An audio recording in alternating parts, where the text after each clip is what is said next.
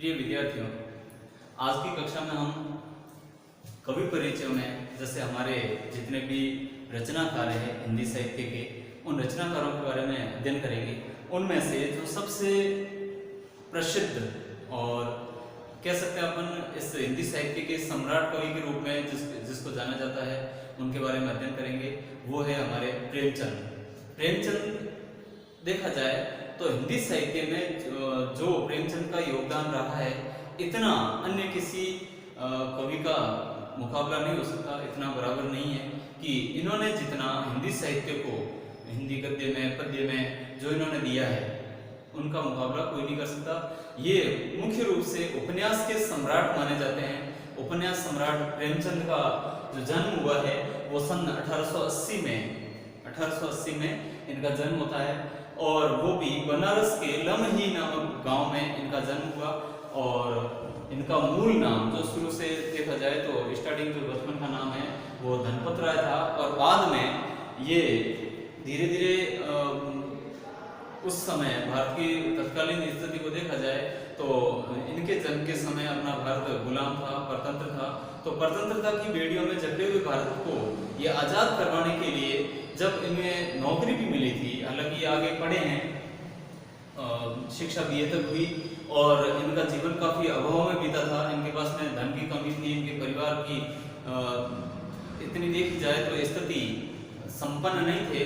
तो इस कारण से मुश्किल से ये बीए तक पहुंचे। ग्रेजुएशन जिसको अपन कहते हैं, ये स्नातक की उपाधि कहते हैं, वो प्राप्त की। और उसके बाद में इनको शिक्षा विभाग में नौकरी भी मिली थी, लेकिन इन्होंने शिक्षा विभाग से उस नौकरी का त्याग पत्र दे दिया, क्योंकि उस समय ही हमारे देश के राष्ट्रपिता महात्मा गांधी ने असहयोग आंदोलन चलाया था, और उसमें ये सक्रिय भूमिका निभा रहे थे। इस कारण से इनको अपनी नौकरी से त्याग पत्र देना पड़ा।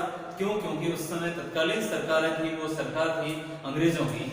तो ब्रिटिश सरकार होने के कारण, ब्रिटिश सरकार के खिलाफ जाने के कारण इनको अपनी नौकरी से त्याग पत्र देना पड़ा। और उसके बाद में इनका देहांत देखा जाए तो 1936 में, सन 1936 में इनका देहांत हो जाता है। यूँ देखा जाए छोटी सी उम्र थी, 1880 में जन्म लिया और 1936 को इस दुनिया से विदा हो गए। लेकिन उन्होंने इस 50-60 साल की उम्र में भी हिंदी साहित्य को, भारतीय हिंदी साहित्य को इतना कुछ दे दिया कि उनका मुकाबला आज तक कोई भी कवि या लेखक नहीं कर सका है। और इनकी भाषा देखी जाए तो सरल, सजीव और मुहावरेदार भाषा का ये अमूमन अपने साहित्य में प्रयोग करते थे।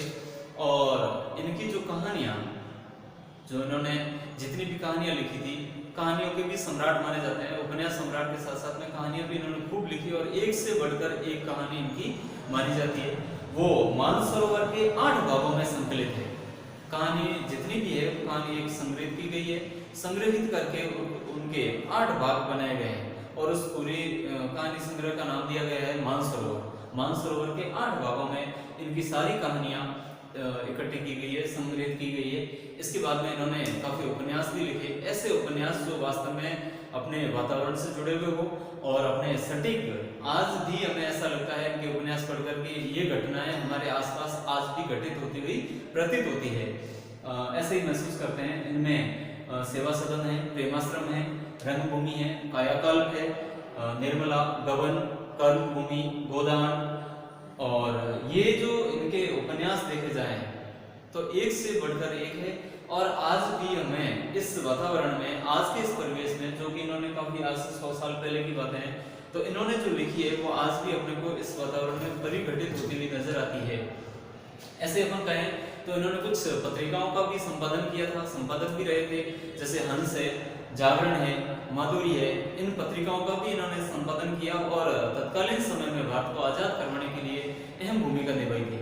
और इनके यदि साहित्य में देखा जाए, इनके द्वारा रचित जो साहित्य है उसमें देखा जाए तो सबसे अधिक, जहाँ पर भी ये जिस परिवेश में रहे, जिस भी ग्रामीण या शहरी जीवन में गए, जहाँ पर ये जिए, उस ग्रामीण परिवेश को या फिर शहरी परिवेश को अपने, मुख्यतः इन्होंने ग्रामीण परिवेश को ही तवज्जो दिया है, और उसको अपने साहित्य में स्थान जरूर दिया है।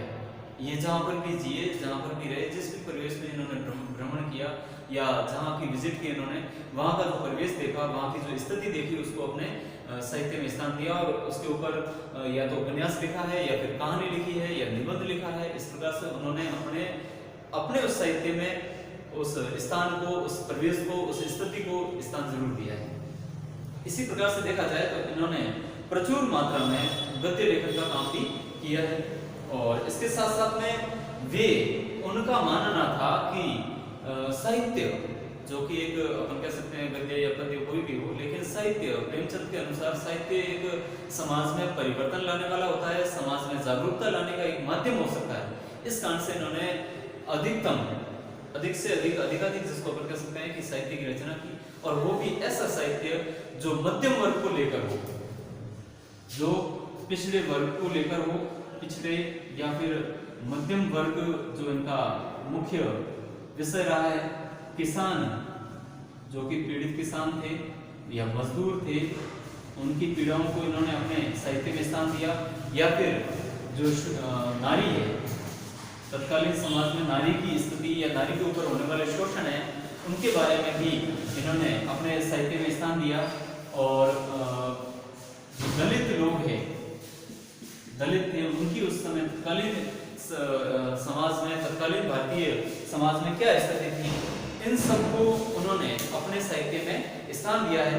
और इसके साथ ही अपन कहें तो इन्होंने केवल मनुष्य को ही नहीं, पशु पक्षियों को भी अपने इस साहित्य में या लेखन साहित्य में इन्होंने अपने स्थान दिया है। उन्होंने कई ऐसे पशु पक्षियों के बारे में भी लिखा है जो कि एक तरह से देखा जाए तो जोड़कर कि मनुष्य और पशु पक्षी सभी स्वतंत्रता प्रेमी होते हैं, या उनका स्वभाव जिस प्रकार से पशु पक्षियों का होता है वैसा ही मनुष्य का कहाँ मेल खाता है, कहाँ नहीं खाता है, मनुष्य और पशु में, पक्षियों में क्या अंतर होता है, ये सब लेकर उन्होंने इस प्रकार से, या फिर पशु पक्षियों को एक माध्यम बनाकर मनुष्य के लिए जो संदेश देना था वो उन्होंने अपने साहित्य के माध्यम से दिया है। आज का अपना ये प्रेमचंद के बारे में अपने अध्ययन किया। धन्यवाद।